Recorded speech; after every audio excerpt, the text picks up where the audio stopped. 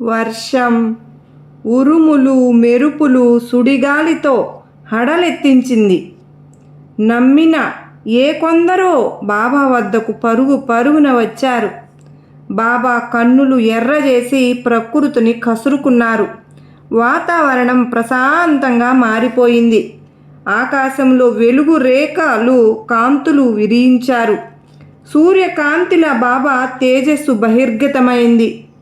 బాబా దైవమంటూ ప్రజలలో నమ్మకం ఏర్పడింది.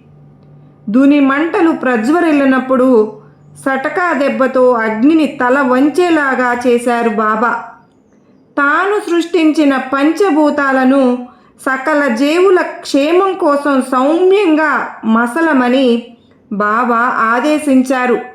మరి బాబా సంతానమైన మనం కూడా సౌమ్యంగా సకల జీవుల క్షేమం కోసం పాటుపడడం అలవరుచుకోవాలి.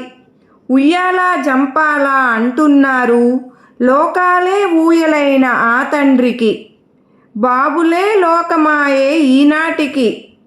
కల్లా కపటం లేని మంచి మనసుతో తల్లి తండ్రి బాబా అను భావనతో అందరము బాలలమైపోదాం.